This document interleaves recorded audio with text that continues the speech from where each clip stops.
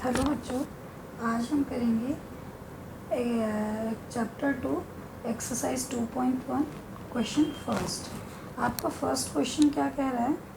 Question first का part first question कह रहा है which of the following expression are polynomial in one variable and which are not. Okay, state reasons for your answer. देखो बेटा, पहली बात तो वन वेरिएबल क्या होता है। देखो, जैसे ही आपका 4x² प्लस 2x प्लस 5, ये क्या है? इसमें x सब जगह x है, तो ये हो जाएगा वन वेरिएबल। क्या होगा ये? One variable. सपोज अगर ये होता आपका 3x plus 2y plus z, तो इसमें ये जो ए बी सी इनको वेरिएबल्स बोलते हैं। कितने वेरिएबल्स हैं? 3। तो ये क्या होगा? इन 3 वेरिएबल्स होगा। अगर ये होता 2x प्लस 5z, तो ये कितने वेरिएबल्स में होता? 2 वेरिएबल्स में होता। ओके, चलो अब क्वेश्चन फर्स्ट का पार्ट फर्स्ट करते हैं।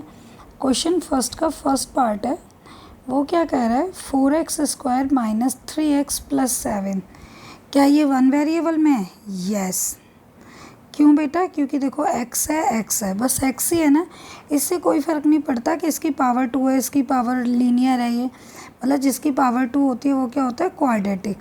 तो इससे कोई फ़र्क नहीं पड़ेगा ये क्वाड्रेटिक है या ये लीनियर है, बस हमें वेरिएबल्स देखने हैं। तो x तो वन वेरिएबल में। ओके, सेकेंड पार्ट है इसका y² प्लस √2। अब ये भी क्या वन वेरिएबल में? यस, ये भी हमारा क्या है? वन वेरिएबल में, क्योंकि देखो y² है प्लस √2 है। आपका थर्ड क्वेश्चन है 3√t प्लस t√2। तो बेटा देखो, ध्यान से देखना, आप √5, √17, √19 लिखोगे। अगर आप लिखते हो t√17 प्लस t√5, अगर ये लिखते हो तब भी ये वन वेरिएबल में माना जाएगा। ठीक है, मीन्स इसको हम वेरिएबल में काउंट करेंगे। लेकिन आप अगर a को रूट में डाल देते हो तो ये होल नंबर नहीं बनता, इसलिए क्या हो जाएगा? ये वेरिएबल वन वेरिएबल में नहीं है। तो ये क्या हो जाएगा इसका answer? No, because it is not in whole number. Fourth part is y plus 2y, ये है।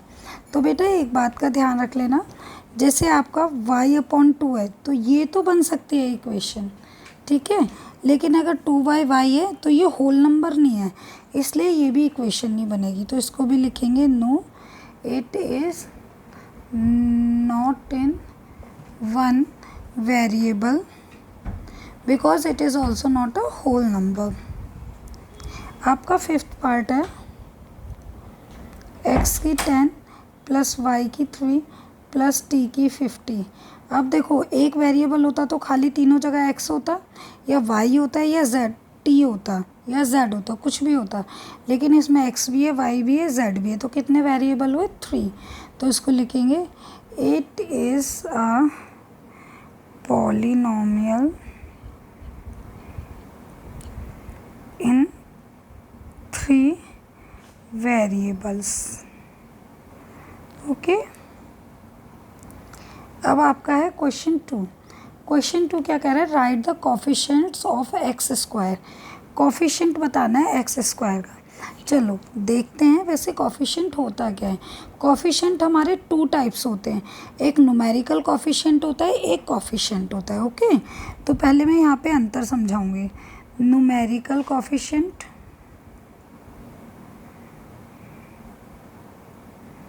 और कोफिशिएंट। जैसे हमारे पास कोई डिजिट है 3x² है, तो अगर इसमें पूछेंगे कोफिशिएंट क्या है, तो इसमें तो मतलब अगर आपको न्यूमेरिकल कोफिशिएंट बोला है तो सिर्फ नंबर बताना है।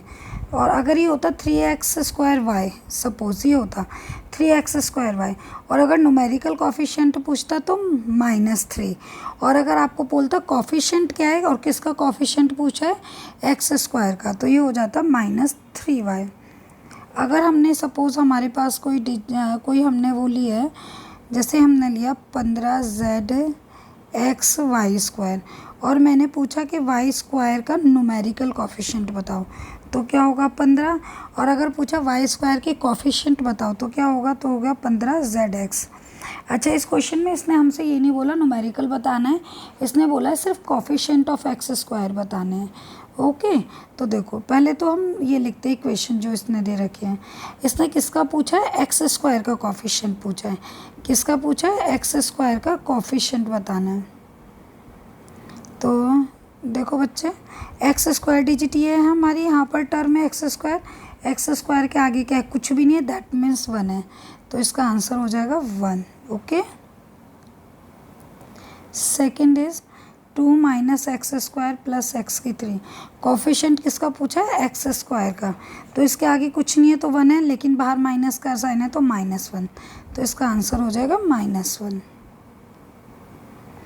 थर्ड क्वेश्चन है π/2x² प्लस एक्स। किसका कॉफिशिएंट बताना है, एक्स स्क्वायर का। तो एक्स स्क्वायर के आगे क्या है, π/2 is your answer. Okay, and the fourth one is √2x - 1। हमें बताना है एक्स स्क्वायर का कॉफिशिएंट। अब इसमें एक्स स्क्वायर टर्म ही नहीं है तो इसमें तो कोई कॉफिशिएंट बनेगा ही नहीं। ओके, अब आपका आता है next question third. Question third कह रहा है give one example of binomial and one example of monomial. देखो पहले तो बिनोमियल का मतलब समझो क्या होता है, और बिनोमियल भी बनाना है जिसकी डिग्री कितनी होनी चाहिए, 35, और इसमें डिग्री कितनी होनी चाहिए, 100।